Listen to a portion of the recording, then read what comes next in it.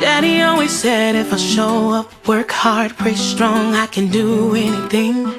You'll be defined by the thoughts in your mind. Don't you ever let go of the simple things. And mama, I want to thank everyone for coming out on this good Saturday. I know you guys could be elsewhere, you could be doing something else, but you guys came out and supported me in this venture that I've been doing. I do want to go ahead and shout out the vendors that we do have. don't say it won't work, you don't know the plan. I know my life's in the palm of his hand. You can tell me I won't, but I'm gonna do it anyway. It says our deepest fear. Our deepest fear is not that we are inadequate.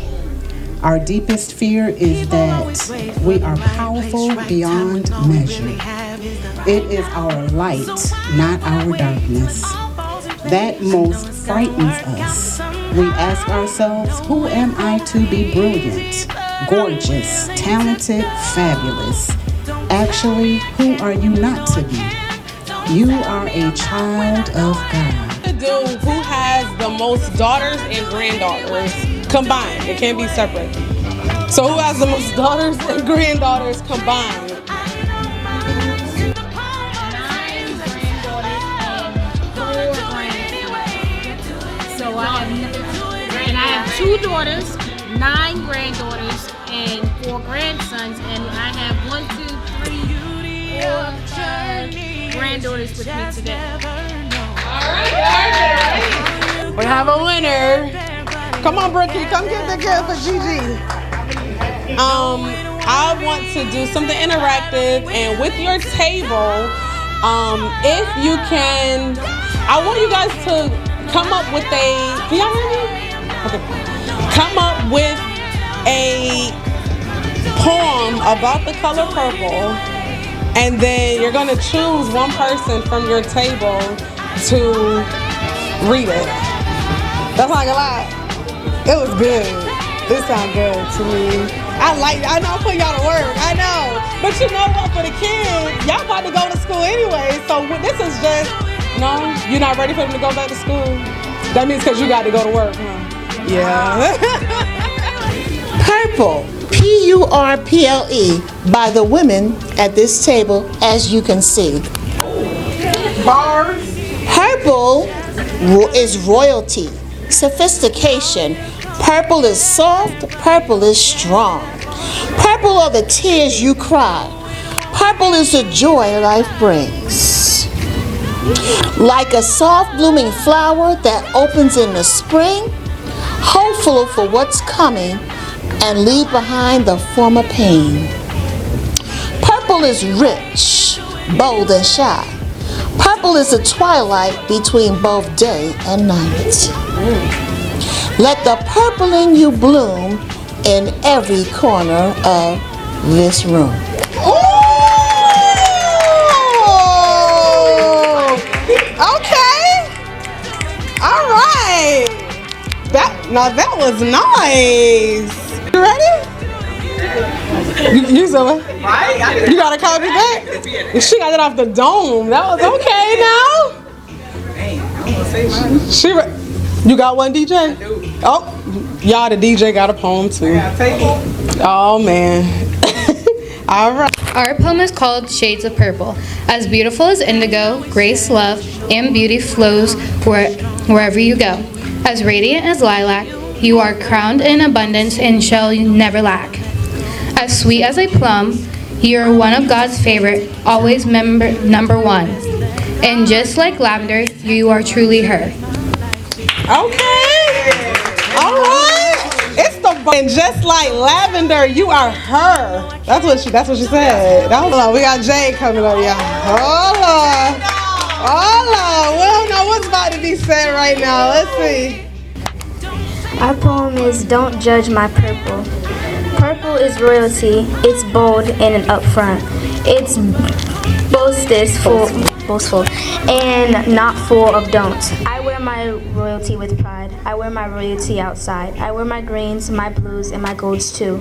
I am polished like a diamond, preparing to shine through. Some days I feel like don'ts and won'ts and can'ts. Sometimes I lay down and not to put on my big girl pants. I'm royalty, so I must rise up. I am royalty, so rise up.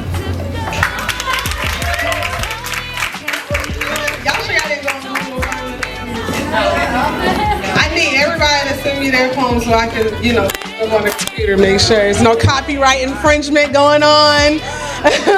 That was good. Anybody else? Nobody else? Okay, wasn't that fun? Oh, the DJ. Oh. Uh-oh. She gotta come from behind the DJ booth to say her. Okay. Roses are red. Violets are blue. Purple is the best color, especially on you. You better say that. You knew we were doing it. I hope you guys have a good time, especially when you try that good old food. Don't be shy. Try to meet someone new. Okay. And just remember, that purple looking real good on you. We do have another prize that was given. So it is from Miss Devin Forehand. She actually is the owner of Ian Rose Total Care. And so she actually wanted to give a Total Hair Care, I'm sorry. So she wanted to actually give a prize to the first person that actually bought their ticket. So I know I'm Rip, who was the first person that actually bought their ticket. And it is actually my godmother. So you do win. So you do win the prize. I remember that. As soon as I posted it, she went and purchased the ticket. So, yep, she gets that one. Every word they told me was the truth. Don't tell me I can't when I know I can. Don't tell me I'm not when I know I am. Okay, so I do have another door prize. I want to know who drove the farthest out of town. Not this town. That sounds like it's pretty close. Okay, Day City. Who's further? Were you? That's Lando Lakes. You in Lando Lakes? Who farther than Lando Lakes? Day City. Day City? Day City is farther than Lando Lakes? Brooksville. That's what Look. She said, let's look at the map. She's trying to get her prize. I thought Lando Lakes was farther, but I think it's about the same. Right. all right, y'all both gotta tell me your address so we can really Google this now. Day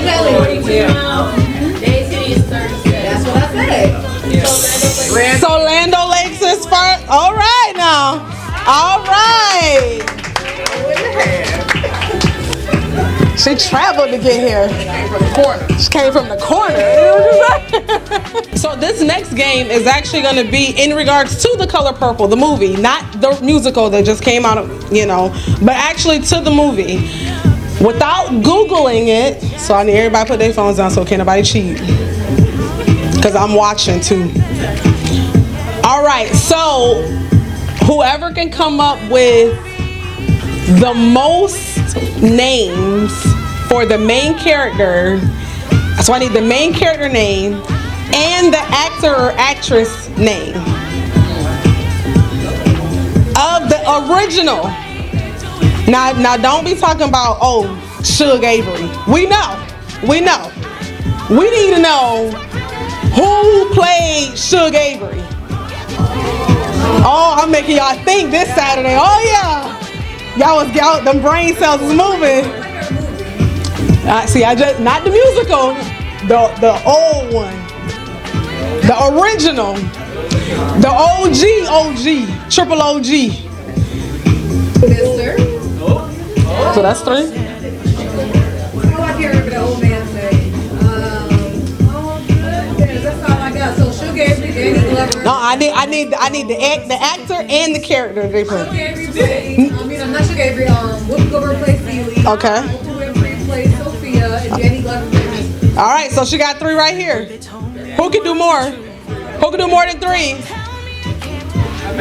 Y'all can't do more than 3?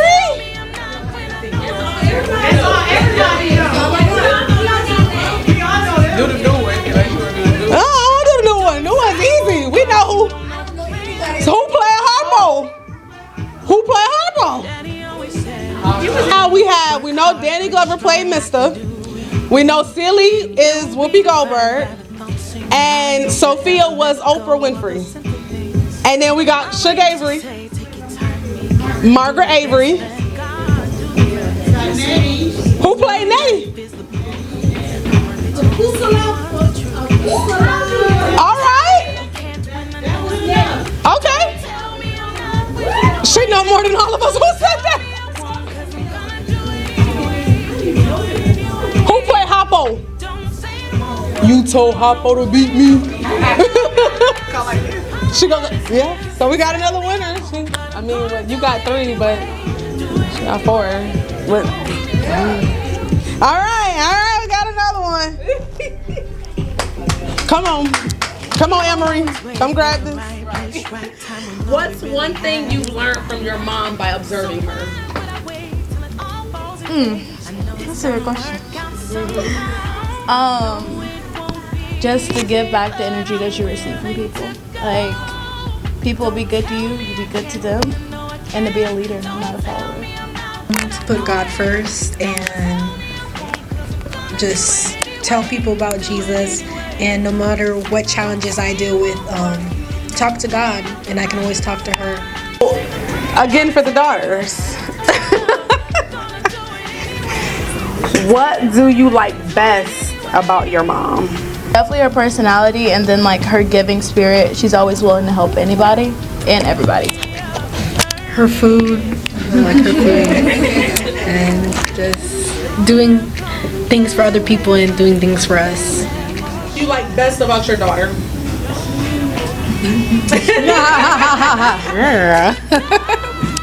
One thing I do like about her is, one thing I've learned that as a parent, even though our kids don't tell us that they look up to us, I can clearly see that she displays a lot of my characteristics. So I definitely love the fact that I've been able to set the tone for that in her life.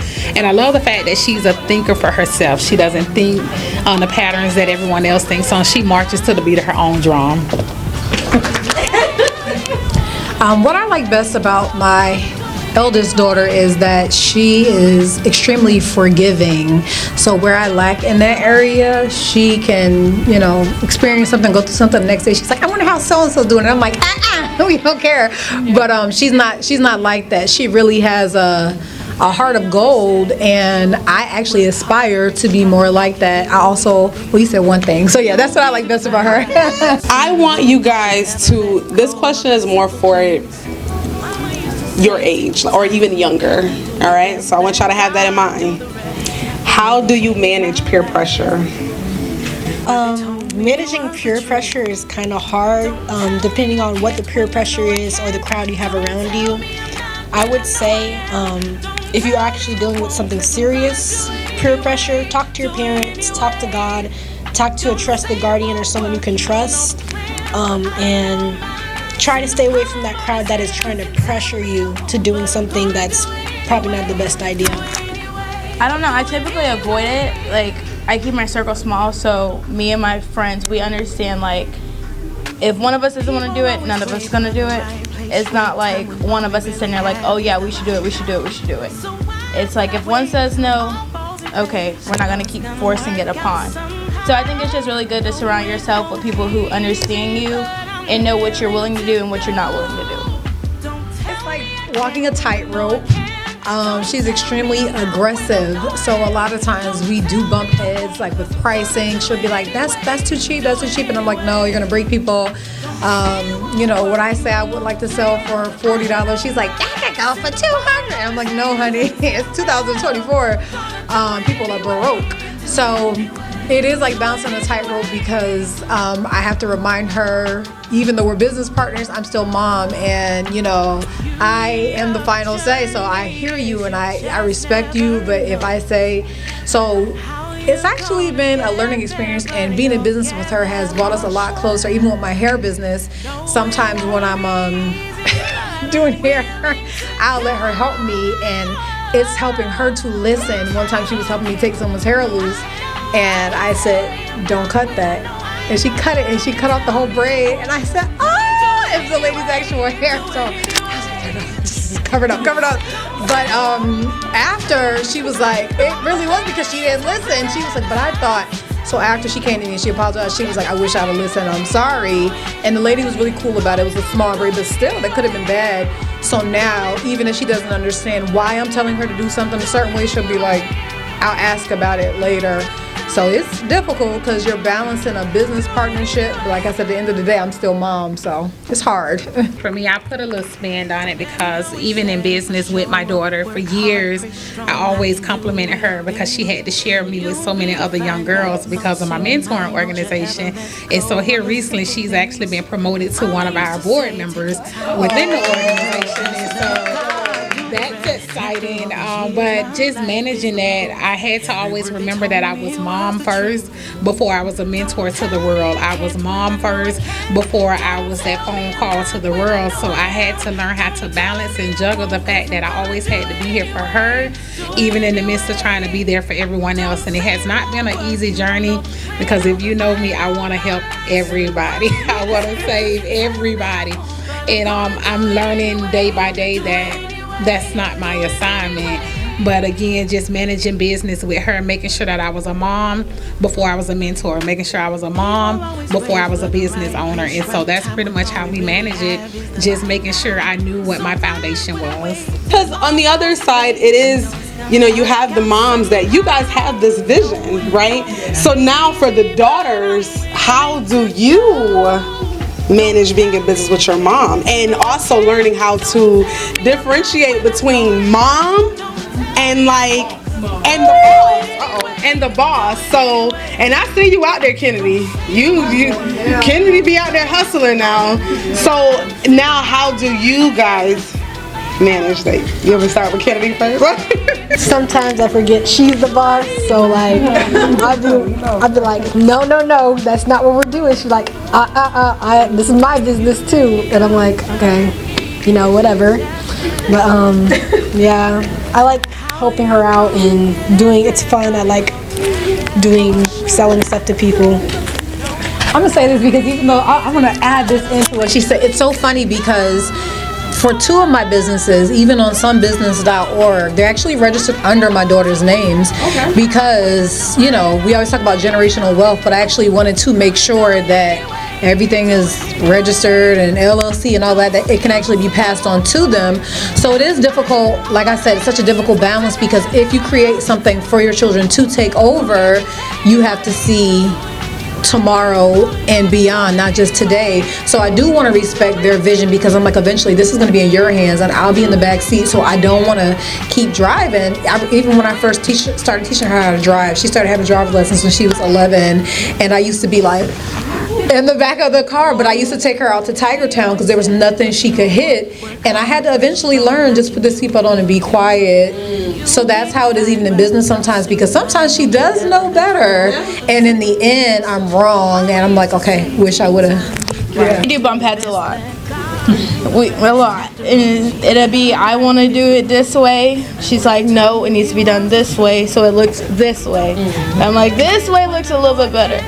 But it's just a lot of bumping heads, but at the end of the day, it all comes out nice. We have a good turnout. What is your biggest accomplishment? And this is for the moms. What is your biggest accomplishment? I would have to say that my biggest accomplishment was being who I knew God called me to be and not being a victim of my past, not being who statistics say I should be. My biggest accomplishment was identifying who I was, not just in the natural, but who I knew God had called me to be. And because once I identified who I knew God called me to be, the sky was literally not even the limit. It was no limits to being Donisha. It was no limits to being a mother. It was no limits to being a daughter in spite of. So one of my biggest accomplishments is being me and being authentically me, because only way I can get everything that God has for me, He's only searching for the authentic me. And so I had to become the authentic me to become who I am today. So that's my biggest accomplishment outside of my one and only daughter. But my biggest accomplishment has been learning how to classify, quantify my emotions and people. When you come through so much and you overcome so much, you become a chronic people pleaser because you're so afraid a lot of times to be rejected.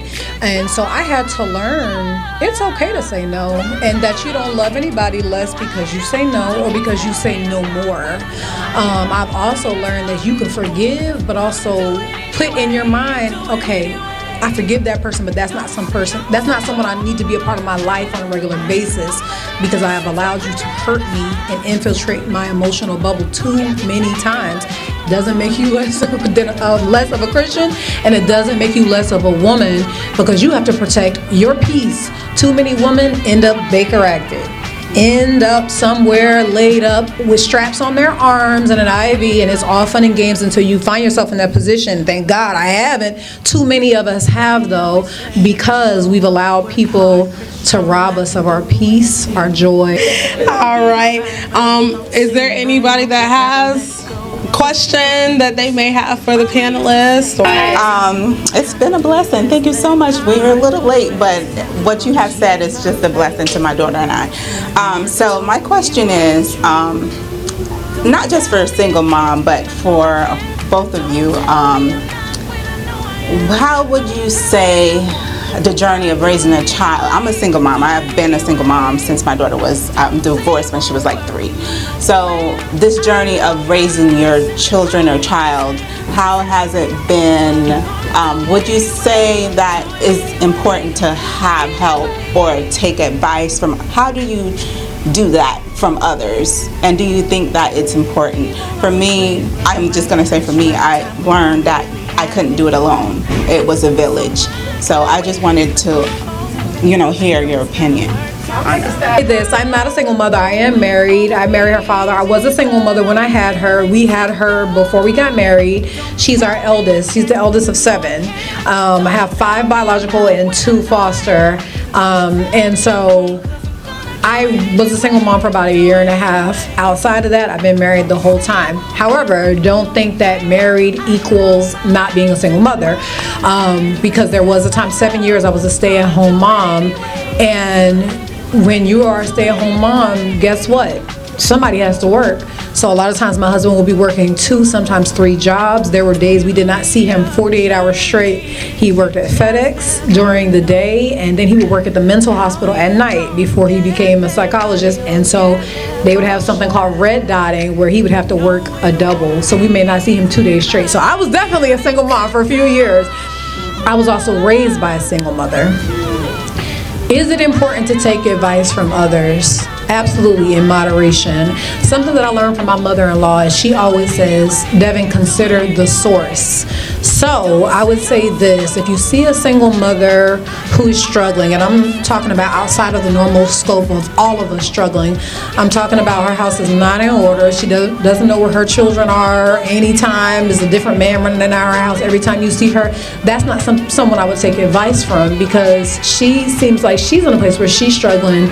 Same with a married woman. If she is not in a place where her house is not kept and not in order, her children are not doing well in school, and like I said, outside of the normal amount of struggling, because everybody struggles, but if you can see their life is in disarray, that's not someone you would take advice from.